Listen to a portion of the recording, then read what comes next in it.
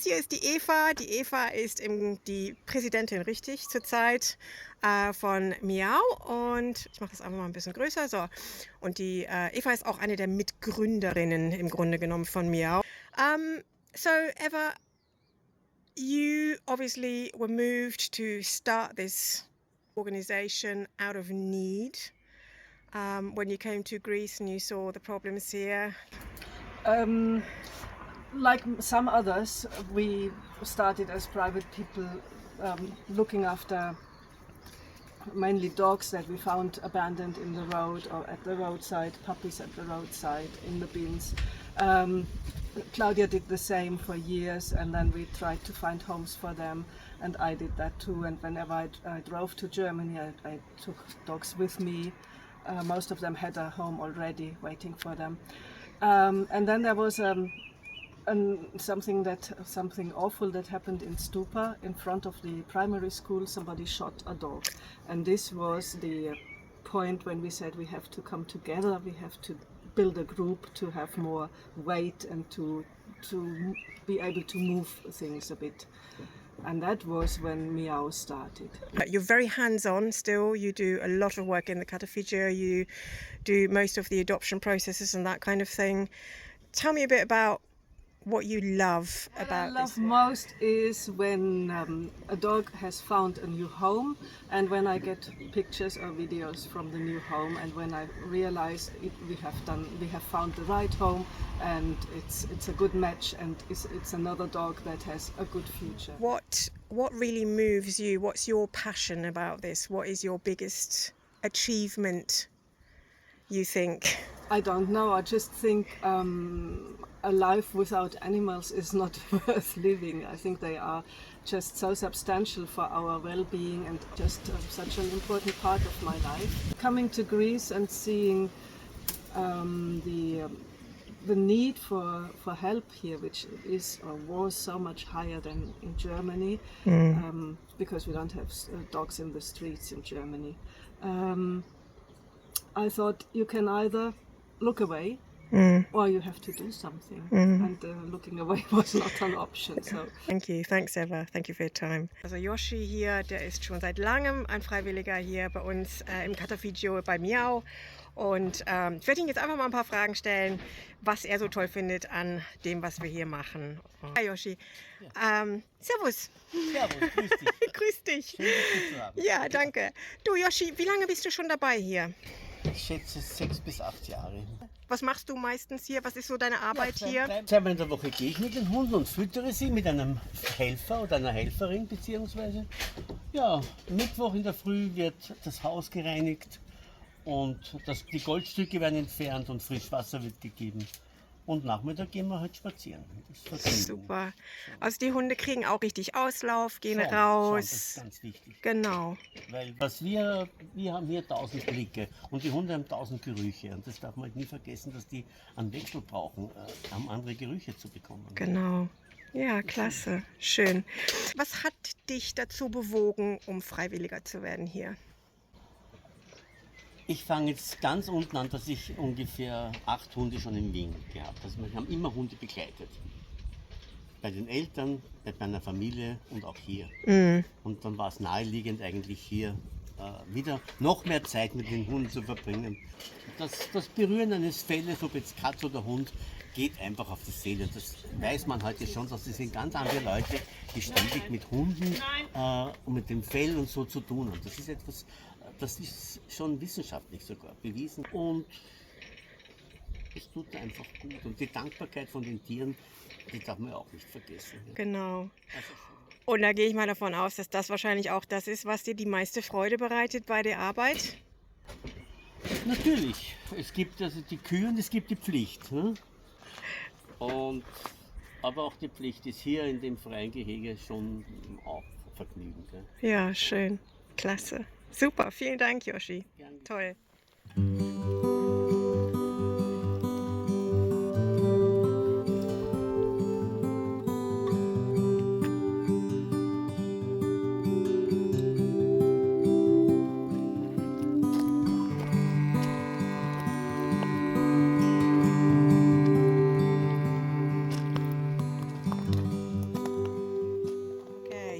Simon. Simon happens to be my husband, but Simon has joined the team recently with me, a little bit later than me. He only got really involved about 2 months ago, I think. So Simon, Dogs all over the morning. after chasing dogs all over the Marnie with me. So what is your reason to join other than wanting to help me or being a volunteer? Yeah, I just love dogs. Always have done. Always had dogs all my life. So, yeah, they need help. They need support. They need to know that people don't need to be in fear of people. So, if I can reduce that fear because it's males that create the most fear, then I'll do it happily. Yeah, that's great. And what do you love the most about working with the dogs? What gives you the most joy as such? Just seeing them respond and calm. When you first meet them, they won't come within 2-3 meters and run away even. But a bit of time, sit down on the floor, show them that you're not, going to do anything to them, and then slowly earn their trust. That is the most rewarding thing. When Boo Boo, for instance, will come up wagging his tail to me, where before he'd run to a corner. Yeah. And that's the most rewarding. Yeah. Hey, baby. Hey, baby. See you tomorrow, darling. Good girl. Hey, big boy. Hey. What's happened? Hey, what's happened? So, hier sind wir mit der Claudia da. Wir sind jetzt gerade beim zweiten Catafigio gewesen. Claudia, du bist eine der Mitgründerinnen von MIAO. Du fosterst auch viele Hunde. Ja. Wie viele hast du, glaubst du, über die Jahre hinweg? Ich habe es dann zusammengerechnet. Also ich habe jetzt Hunde seit über 20 Jahren immer wieder bei mir aufgenommen. Und es werden so um die 200 sein. Wow. Das klingt so viel, aber das sind de facto 10 Hunde pro Jahr. Das ist nicht so viel. Und vor allem, wenn man bedenkt, ich kriege meistens die Welpen und das sind dann immer gleich 4, 5, einmal waren es 9. Und wenn dann 9 Stück auf einmal kommt, dann Klar. mit 10 Würfen, dann hat man schon 90 beisammen. Also, und die bleiben ja dann nicht so lang. Ich habe ja keine Langzeit-Pflegehunde, sondern ich kriege die Welpen, die werden bei mir gut sozialisiert. Ich habe auch Katzen, ich habe meine 3 Hunde, die sind sehr, sehr strenge Zieheltern. Ja. Und dadurch wachsen die Hunde in einem guten sozialen Gefüge auf. Was macht dir am meisten Spaß bei der Arbeit mit MIAO im Allgemeinen, mit den Hunden? Was gibt dir den Kick, um immer wieder weiterzumachen? Auch wenn es schwierig wird. Also es ist wirklich, wenn wir ein Tier finden, das in einem fürchterlichen Zustand ist und wir manchmal nicht sicher sind, ob nicht der bessere Weg die Euthanasie wäre. Und dann sieht man, wie sich dieser Hund oder diese Katze entwickelt und dann als wunderschöner, gesunder Hund oder Katze endet und dann glücklich vermittelt wird. Das ist toll. Und die Rückmeldungen der Adoptanten, das gibt wirklich viel. Also, Danke für deine Zeit. Gerne, Super. gerne. Okay, so Leah, hello, nice to see you. As you know, I'm doing recordings with volunteers, just asking them a few questions about their work, what they love so much about it, and just sharing your views so we can hopefully entice a few more people to come on board and do the same. So, Leah, how long have you been doing this and what team are you currently on? Oh, I think I've been doing this since 2020, so almost 4 years now.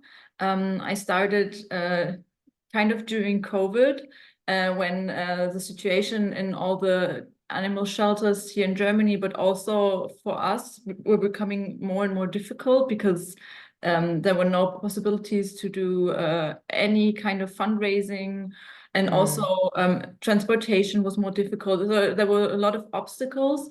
And I personally am in the social media team, so I've been doing, and I actually started the Instagram account. It kind of started with me asking why MIAO doesn't have one already, because from my perspective, the generation that's now becoming 30 and who's like who's for the future our target group, isn't that much on Facebook anymore. I mean, the website obviously is important as well, but to catch all the generations, I thought Instagram was also important. So I kind of started it as a test project, but it's been almost 4 years and I don't see it ending, and I'm very happy about it. Oh, that's great news. So you are actually not in Greece, you're abroad. Yes. And where are you? I'm in Berlin at the moment. That's where I live, and that's where I'm originally from. But I grew up in Mani, so I kind of was there for the beginning phases where everyone kind of did their own thing. There were people here and there finding animals and saving them, and the actual organization part where they all got together happened when I was already gone.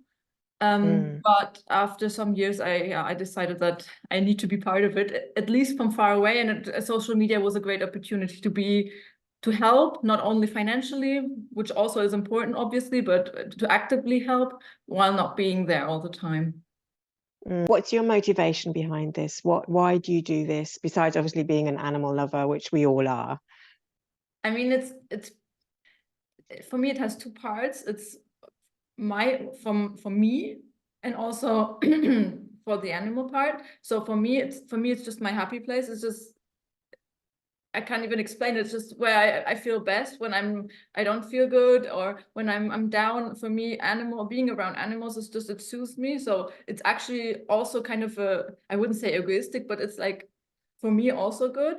But also it's just, yeah, giving a voice to the creatures that don't have a voice, or at least a voice that we humans do not understand, or we try to understand, but yeah, maybe ignore sometimes. And also it's at the same time like I can't explain it. It's like a happy and also a sad thing, because for me, you see in that, I don't know how many times we have animals that have been terribly abused, which obviously is terrible. And I cannot even count how many tears I've shed over the years.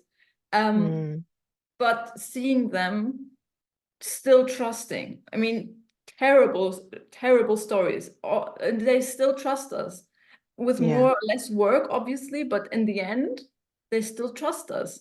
And that's super inspiring. And for me, that just shows how, yeah, how amazing animals are. It's interesting. It's everybody I've interviewed until now, everybody says exactly the same. I cannot look away. I have to help. And everybody who's involved is just saying that. So it's really amazing to hear you say that as well. I mean, if a dog's been mistreated, like many of the dogs we've had has been mistreated, and that dog still is willing to fight, how can I not help that creature if the willingness is there? I mean, I cannot look away then. Yeah, I agree. Yeah, brilliant. That's great, Leah. That's amazing. Thank you so much. Joe. Hi, Joe. Hi. Thanks for your time today.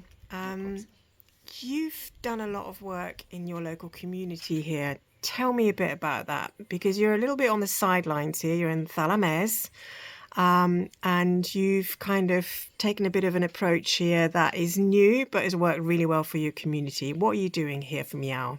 Yeah, so I came to Greece just over 2 years ago now, and I rent a place in a little village, a little hamlet called Smatiana, which is just above Thalames. And I got in touch with MIAO very soon after I arrived, and I walked straight into a situation up here where there was some local farmers hadn't sterilised their dogs, and suddenly we had 15 pups. So it gave me something to do from the beginning, which was pretty good. But what I realised is that there's quite a lot to do in this community, whether it be cats that need sterilising, dogs that need sterilising, some village dogs that need care.